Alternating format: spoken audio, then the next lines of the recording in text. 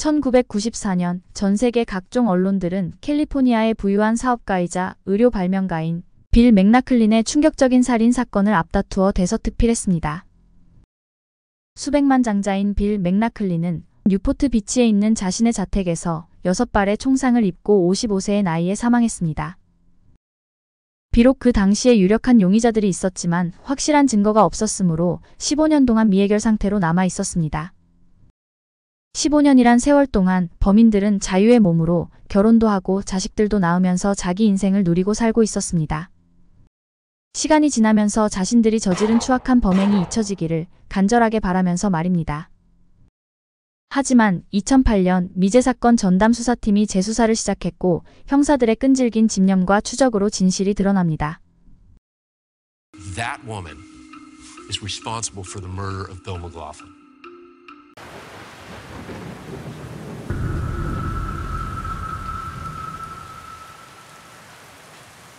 빌 맥라클린은 27살 때 수잔과 결혼해서 일남 2녀를 두었으며 캘리포니아주 로스앤젤러스에서 살았습니다. 빌은 로스앤젤레스에 있는 로욜라 메리마운튼 대학교에서 생물학을 전공했습니다. 아픈 사람들을 돕는 일을 하고 싶었던 그는 열심히 연구하고 노력한 결과 피에서 혈장을 분리하는 핵심 기술을 발명하는 데 성공합니다. 30살이 되기 전에 혁신적인 의료 발명품을 만들어서 어마어마한 부와 명성을 얻었습니다. 그는 라스베가스와 로스앤젤레스에 각각 집이 2채씩 있었으며 전용 비행기와 보트도 가지고 있었습니다. 사람들은 빌에 대해서 매우 영리하고 재치가 있고 자상한 미소를 가진 멋진 과학자였다고 말합니다. 어렸을 때 넉넉하게 자라지 못했던 그는 자식들에게 항상 불쌍한 사람들을 도와주고 베풀며 살아야 한다고 가르쳤습니다. 빌의 자녀들은 아버지는 항상 가족을 최우선으로 생각했으며 또한 자식들을 위해 최선을 다하는 재미있고 다정한 아버지였다고 기억합니다. 젊은 나이에 돈과 시간의 여유를 갖게 된 그는 그의 경비행기에 가족들을 태우고 아름다운 곳으로 여행을 다니며 좋은 추억을 많이 만들었습니다. 그는 모교인 로욜라 메리몬트 대학교에 거액의 기부금을 내서 가난한 학생들을 도왔으며 그 외에 여러 아픈 사람들을 돕는 단체에 기부를 하는 등 사회의 모범이 되고 지역 사회의 칭송을 받는 인물이었습니다. 하지만 빌은 수백만 장자가 되었음에도 불구하고 유독 아내 수잔에게는 짜게 굴고 무시했던 것으로 알려졌습니다. 아내가 돈을 얼마나 쓰는지 신경 쓰고 그녀가 어디에 갔는지 누구를 만났는지 일일이 간섭했다고 합니다. 수잔은 아이 셋을 혼자 키우며 집에서 고생한 자신의 공은 몰라주고 마치 혼자 고생해서 돈을 많이 벌었다고 생각하는 것처럼 행동하는 남편 때문에 속상했습니다. 게다가 빌은 돈을 많이 벌고 여유로워지자 여러 여자와 바람을 피우기 시작했습니다. 자식 셋을 모두 대학에 보내고 독립시킨 부부는 1991년에 결국 서로의 행복을 빌어주면서 각자의 인생을 살기로 하고 이혼을 했습니다. 그리고 1991년 52세 빌은 25세 미모의 애 둘 딸린 이혼녀 느넷 존스톤을 만나 사랑에 빠집니다. 느넷 존스톤은 1965년 시카고에서 일남 3녀 중 장녀로 태어났습니다. 그녀가 어렸을 때 부모는 이혼했으며 4명의 자녀들은 재혼한 어머니를 따라 아리조나로 가서 살았습니다. 느넷은 항상 술과 약에 취해 있는 새아버지에게 심한 학대를 당했으며 심지어 막내 동생은 성폭행을 당했다며 그녀의 불우했던 어린 시절에 대해 말하고 다니면서 사람들의 동정과 관심을 받았습니다. 하지만 느넷의 고등학교 동창들은 허언증이 심한 그녀의 말을 모두 믿으면 안 된다고 말합니다. 1983년 11월 11일에 첫 번째 남편 존슨과 결혼했을 때 그녀는 겨우 18살이었습니다. 아들과 딸을 낳고 5년의 결혼 생활을 한 후 그녀의 바람기 때문에 결국 이혼했습니다. 느넷은 술집 달력에 나올 법한 포즈와 의상을 입고 찍은 사진들을 잡지에 올려서 돈 많은 남자를 찾는 광고를 냈고 그 광고를 본 빌은 그녀에게 반해서 연락합니다. 느넷은 공교롭게도 빌의 첫째 딸인 킴과 나이가 같았습니다. 꽃뱀을 집에 들이면 절대 안 된다는 킴의 강한 반대에도 불구하고 빌은 느넷과 그녀의 아이들을 집으로 들였습니다. I did say, hey dad, it's quite obvious she's using you for your money. He's like, I know that.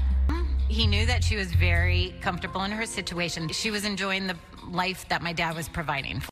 느넷은 뉴포트 비치에 있는 빌의 집에서 자신의 아이들과 함께 호화롭게 살게 됩니다. 빌은 느넷을 데리고 전용 비행기를 타고 럭셔리한 여행을 다녔으며 그녀에게 비싼 스포츠차를 사주고 용돈도 많이 주었습니다.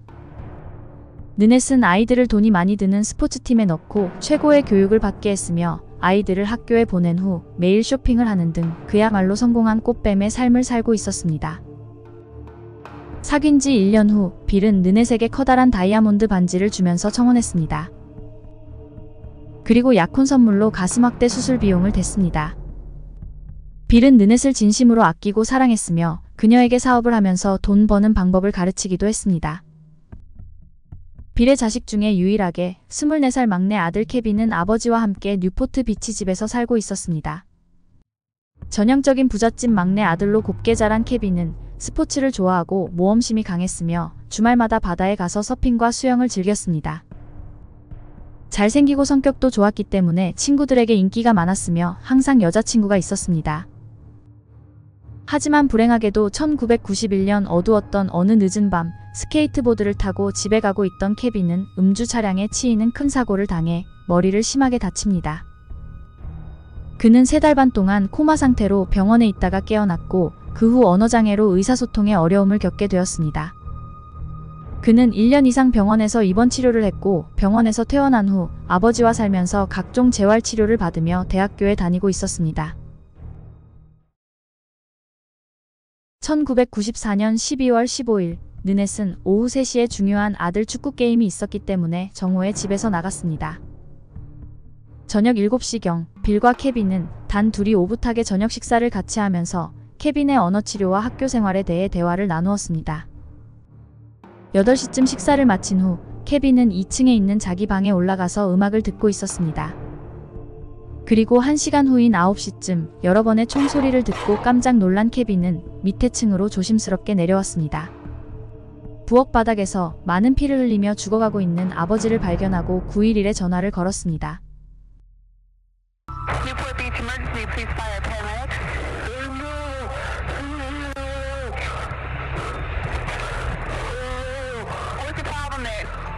충격을 받은 케빈은 언어 장애까지 있었기 때문에 911 요원은 그의 말을 잘 알아듣지 못했습니다.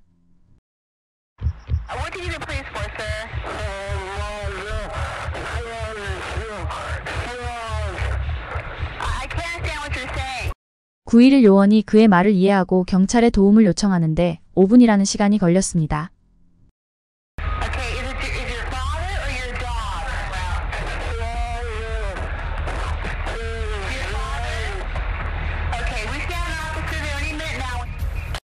신고를 접수한 경찰이 집에 도착했을 때 은색 열쇠가 꽂혀있는 현관문은 활짝 열려 있었으며 현관 입구 매트 위에는 또 다른 열쇠가 떨어져 있었습니다. 2개의 열쇠가 모두 새 것으로 보였으며 범인이 급하게 도망치면서 제대로 챙기지 못한 것으로 보입니다. 응급구조원이 도착했을 때 이미 빌은 사망한 상태였습니다. 집안 전체에 뒤진 흔적이나 사라진 금품은 없었으므로 강도의 짓으로 보이지 않았으며 복사한 열쇠를 이용해서 집안에 조용하게 침입한 것으로 보아 집안 내부 구조를 알고 있는 가까운 사람의 범행으로 의심이 갔습니다. 빌의 시신을 부검한 결과 그는 가슴과 몸통에 6발의 총상을 입고 사망한 것으로 밝혀졌습니다. 그리고 부엌 바닥에는 6개의 9mm의 탄피가 떨어져 있었으므로 범인이 발사한 총알이 모두 그의 몸에 맞았다는 것을 알 수 있었습니다. 현장에 도착한 경찰은 집을 샅샅이 뒤졌지만 범행에 사용된 총은 없었으며 범인의 지문과 족적도 발견되지 않았습니다. 밤 10시쯤 집에 도착한 느넷은 빌의 사망 소식을 듣고 큰 충격을 받은 것처럼 울었습니다. 그녀는 아들 축구 경기 관람 후 백화점에서 크리스마스 쇼핑을 하느라 늦었다고 말했습니다. 하지만 느넷은 전화를 걸어서 누구에게도 빌의 죽음을 알리지 않았으며 하루가 지난 다음 날 언어 장애를 가진 케빈에게 자기 대신에 가족들과 친척들에게 그의 죽음을 알리라고 부탁했습니다. 경찰이 수사하는 동안 그녀는 빌이 소유하고 있던 다른 집에서 아이들과 지내다가 4일 후에 다시 뉴포트 비치 집으로 돌아왔습니다. 보통 이런 경우 피해자의 가족들은 사랑하는 사람이 살해당한 곳으로 오는 것을 꺼려하며 범인이 다시 올까봐 두려워하는 게 일반적인데 느넷은 전혀 불안해하는 모습이 보이지 않았으며 심지어 빌이 죽음에 대해 슬퍼하는 것처럼 보이지도 않았습니다. 얼마 지나지 않아 수사관들은 그녀가 약혼자인 빌을 속이고 에릭 네포스키라는 남자와 바람을 피우고 있었다는 사실을 알아냈습니다. 에릭은 프로 미식축구 선수 출신으로 낮에는 운동 트레이너로 밤에는 지역 나이트클럽에서 경비원으로 일하고 있었습니다. 에릭은 느넷이 다니고 있던 헬스장의 트레이너로 그녀에게 운동을 가르치다가 둘은 눈이 맞았고 깊은 관계로 발전했습니다. 느넷은 자신을 성공한 사업가로 소개했고 에릭에게 고가의 선물들을 사주면서 자신의 재력을 과시했습니다. 또한 느넷은 그녀의 아들이 소속되어 있는 축구팀에 에릭을 코치로 일할 수 있게 해주었습니다. 사건 당일 에릭은 느넷 아들의 미식축구 경기가 열린 운동장에 있었습니다. 그날 아들의 경기를 보러 경기장에 왔던 느넷의 전 남편 말에 따르면 8시 20분경 에릭과 느넷이 약속이 있다고 말하며 경기가 다 끝나기도 전에 서둘러 자리를 떠났다고 말합니다. 그리고 그날은 느넷이 아이들을 보는 날이었는데 그녀는 중요한 일이 생겼다며 전 남편에게 아이들을 대신 봐달라고 부탁도 했습니다. 게다가 그녀는 빌의 장례식이 있던 날 빌의 크레딧 카드로 고가의 오토바이를 3대나 구입했습니다. 경찰은 느넷을 유력한 용의자로 보았으므로 증거를 찾기 위해서 언더커버 경찰은 은밀하게 느넷과 에릭을 미행했습니다. 느넷과 에릭은 빌의 다른 별장에서 밀회를 즐겼으며 느넷의 아이들을 에릭을 아빠처럼 따르고 좋아했습니다. 경찰은 에릭이 350불의 교통과태료를 미납했다는 이유로 운전 중이던 그의 차를 세우고 차 안을 수색합니다. 그리고 스케줄을 적어놓는 수첩을 발견했으며 그 안에는 300만원 약혼 반지로 느넷에게 프로포즈를 하려는 에릭의 새해 계획이 적혀 있었습니다.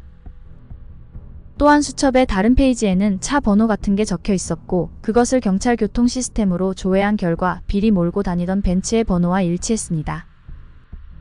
경찰은 그 자리에서 에릭을 빌 맥라클린을 살해한 혐의로 체포했습니다.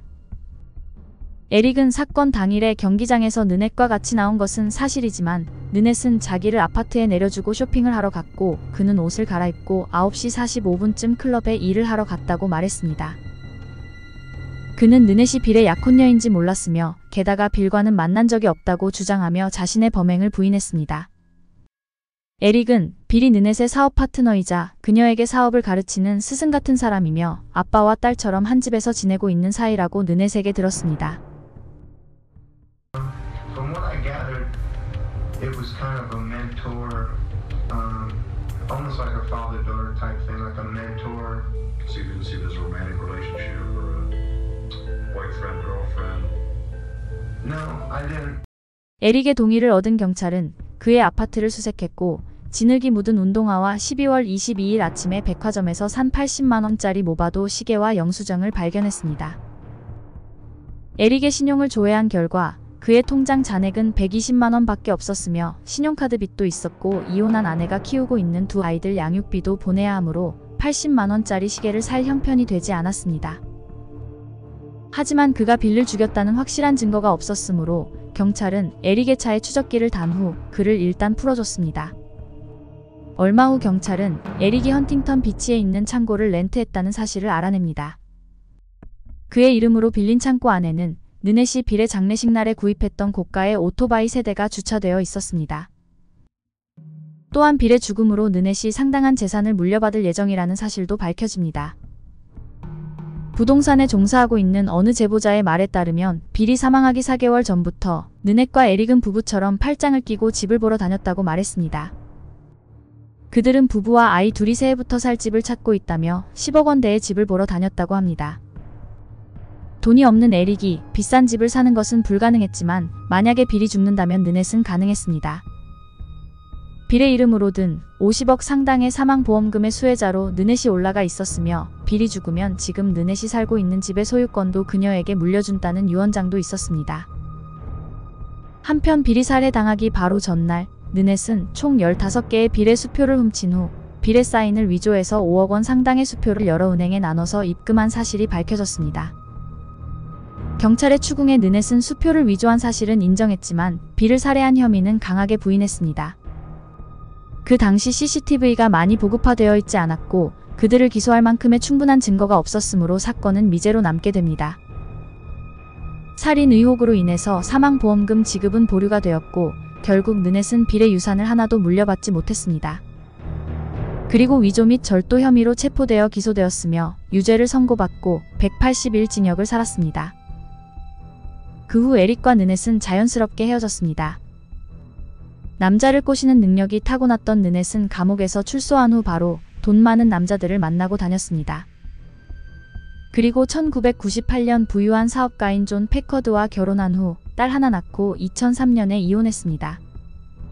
2006년 그녀는 부유한 기업가 빌 맥닐과 결혼해서 2명의 아이들을 낳고 부유하게 살고 있었습니다.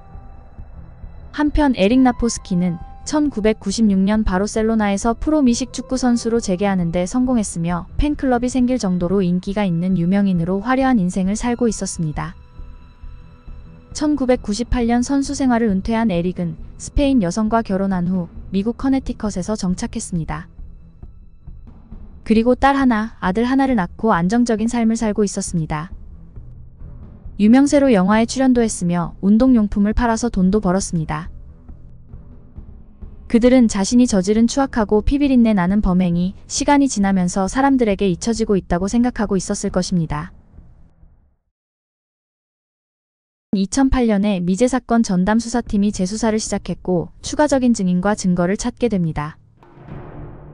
그리고 사건이 일어난 지 15년 만인 2009년에 경찰은 잘 살고 있던 느넷과 에릭을 빌의 살인 혐의로 체포했습니다. 에릭은 살인을 저지르지도 않았을 뿐만 아니라 빌의 집에 들어간 적도 없다며 무죄를 주장했습니다. 검사는 느넷과 에릭이 공모해서 범행을 저질렀다고 보고 있었습니다. 느넷은 내연남인 에릭에게 빌이 그녀의 방에 갑자기 들어와서 성폭행을 했다고 거짓말을 해서 에릭이 빌에 대해 나쁜 마음을 먹게 만들었습니다. 왜냐하면 당시 에릭은 빌이 느넷의 약혼자인지 몰랐고 사업 파트너라고 알고 있었기 때문에 그에 대해 앙심을 품고 있다가 죽인 것이라고 검사는 확신하고 있었습니다. 2011년에 열린 재판에는 1994년에 에릭과 가깝게 지냈었던 수잔이 증인대에 섰습니다. 에릭의 바로 옆집에 살고 있었던 수잔은 그와 자주 술을 마셨고 술에 취한 에릭은 부유한 사업가인 여자친구에 대해 수잔에게 항상 자랑을 했었다고 합니다. 수잔의 말에 따르면 자기 여자친구가 음흉한 영감탱이에게 당했다고 말하며 에릭은 화가 많이 나 있었고 빌의 전용 비행기를 폭파할 거라고 수잔에게 말했습니다. 그리고 얼마 후 에릭은 수잔에게 총을 보여주면서 자신이 곧 빌을 죽이거나 아니면 누군가를 고용해서 그를 죽일 거라고 수잔에게 말했습니다. 그리고 결정적인 것은 수잔이 그 총을 정확하게 기억하고 있었는데 빌을 살해할 때 쓰인 것으로 추정되는 총의 종류와 정확하게 일치했습니다. 이에 에릭의 변호인 측은 에릭이 술에 취해서 농담을 한 것이라며 반박했습니다. 15년 전에 에릭은 9mm 권 총을 소유한 적이 없다고 주장한 바 있었습니다. 검사는 느넷과 에릭 둘 다 집을 살 돈이 없었는데도 불구하고 빌이 살해당하기 몇 달 전에 고가의 집을 보러 다녔다는 것을 지적했습니다. 그리고 그 당시 느넷은 몇몇 사람들에게 1월에 아주 큰 돈이 들어올 예정이라고 말하고 다녔습니다. 그들이 그런 부동산을 소유할 수 있는 유일한 방법은 빌이 죽는 것밖에 없었습니다. 또한 사건 당일 느넷과 에릭은 그녀의 아들 경기장에서 8시 20분쯤에 서둘러 떠났으며 에릭은 9시 45분에 클럽에 출근했습니다. 빌은 9시쯤에 공격을 받고 사망했기 때문에 에릭이 범행을 저지를 시간은 충분했던 것으로 보입니다. 또한 빌의 벤츠차의 번호가 에릭의 수첩에 적혀 있었고 1994년 취조실에서 에릭은 그 이유를 제대로 설명하지 못했었습니다. 이에 에릭은 느넷이 빌에게 몹쓸 짓을 당했다는 말을 듣고 화가 나서 친구에게 빌을 미행할 것을 부탁하기 위해 빌의 차량 번호를 적었던 것은 사실이지만 그를 절대 죽이지 않았다며 끝까지 범행을 부인했습니다. 배심원들은 7시간 동안의 심의 끝에 에릭에게 유죄를 판결했습니다. 2011년 7월 14일 에릭 네포스키는 1급 살인 죄로 가석방이 없는 종신형을 선고받았습니다. 느넷은 에릭 혼자 범행을 저질렀다고 주장했지만 2012년 1월 23일에 유죄 판결을 받고 1급 살인 죄로 가석방이 없는 종신형을 선고받았습니다. 안타깝게도 빌의 아들 케빈 맥라클린은 1999년 하와이에서 서핑을 하던 중 바다에 빠져 29살 나이에 사망했습니다.